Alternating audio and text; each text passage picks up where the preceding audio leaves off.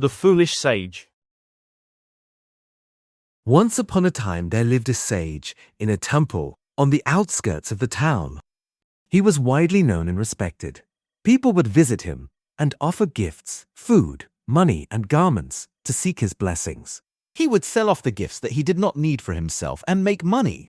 Thus he got rich, but he did not trust anybody. He kept all his money in a bag, which he carried under his arm all the time. He would not part with the bag for a single moment. One day, a swindler came across the sage and noticed that the bag this holy man was so possessive of must surely contain a lot of treasure. He planned to steal the bag from the sage, but could not think of a way to do so. He thought, "I cannot make a hole in the temple wall or jump over the high gates, but I can charm him with sweet words to make him accept me as his disciple."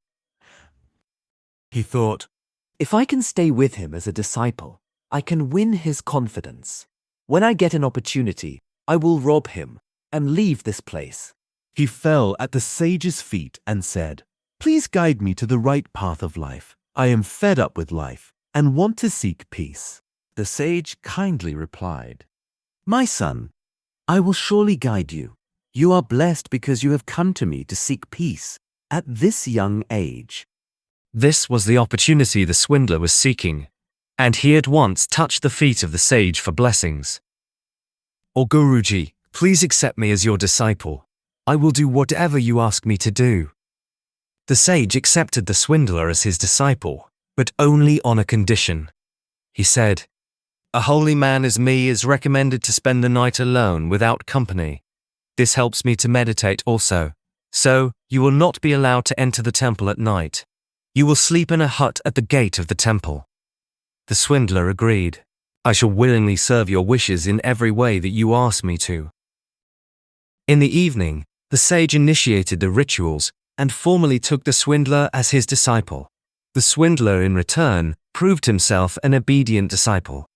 He massaged his hands and feet, washed his feet, and helped him with all the rituals, along with cleaning the temple. Although the sage was happy with his disciple, the swindler could not gain enough confidence for the sage to part with his bag when he was around. As days passed by, the swindler started getting frustrated. "He does not trust me enough to leave the bag with me. I can only gain access to the bag if I kill him with a knife or feed him with poison." When he was thinking all this, the swindler saw a young boy visit the sage. He was the son of one of the sage's followers.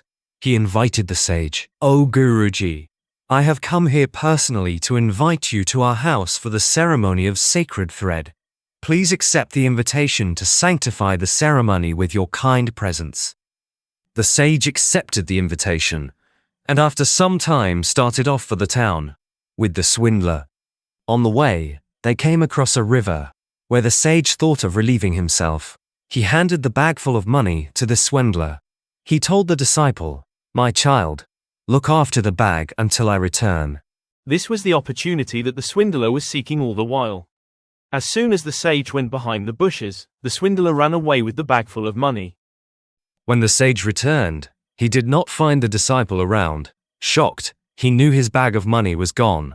At once he knew what had happened and began to shout, "Oh, where are you? You cheat! You robbed me!" The sage then started trailing the swindler's footsteps and reached the town. He knew he will not be able to catch hold of him. He stayed the night in town and returned empty-handed to his temple next morning. Moral of the story: do not be taken in by sweet words. The intentions could be of a swindler,